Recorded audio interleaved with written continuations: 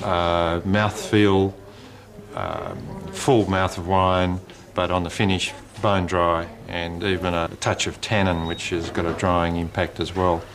Pinot Gris is a new variety for Australia, and one reason why it hasn't emerged earlier is that it works very well in the very cool locations, and it's only recently Pinot Gris has been planted in the very cool areas, so we're starting to see it emerge. It ripens very quickly, which is one reason why it doesn't like the hotter regions. It prefers to ripen slowly in a cool climate. So the fruit flavours of Pinot Gris are fairly neutral, which is what you want with seafood. You get a sort of minerally character in Pinot Gris, which to me reminds me a little bit of the Tasmanian coastal, the smell of the coastal breeze here. It's almost like a smell of the sea air. So I couldn't think of a better style of wine to go with fish that's been caught around the coast of Tasmania. Right, we're back at the Hobart Docks here, and what a place to cook this bouillabaisse, which is a superb traditional French dish. It's a provincial dish and it uses a whole range of seafoods, and it's actually cooked in a beautiful flavoured broth. Now we've got some fantastic Tasmanian seafoods here. Have a look at this. Some lobster here, we've got some blue-eye trevally, some salmon, we've got some striped trumpeter, which is a superb fish. We've got some coral perch, some lovely queen scallops, black mussels, and our superb Pacific oysters here. All of this fish and shellfish is going to be cooked in this broth a little bit later on. But let's make the broth first. And to do that, we've got these flavourings here. We've got some sliced fennel, some garlic, and some tomato, and a bit of olive oil. But the other really important ingredient is some saffron, which I've infused already with a little bit of water. So let's start. Here we go, into our pan. We've heated that up. Some generous olive oil.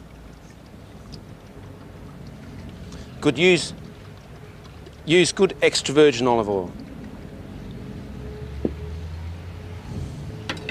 And then we go with the garlic.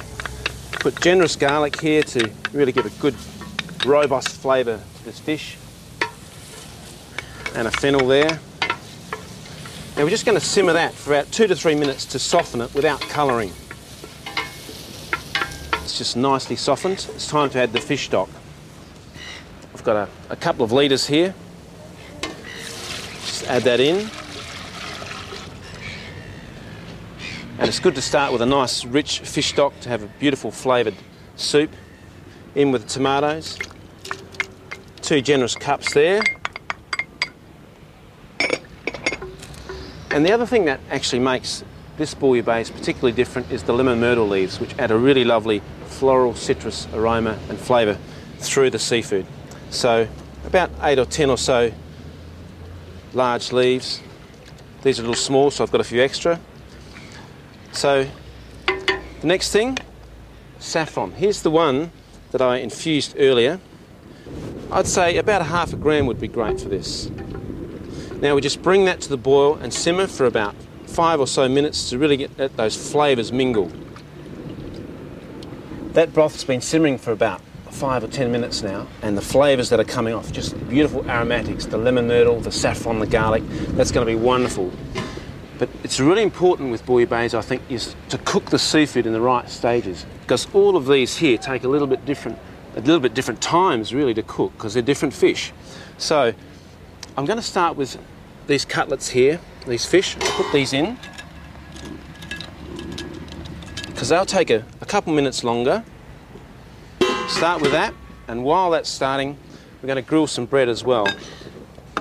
Just put some bread in there, a little drizzle of some extra virgin olive oil.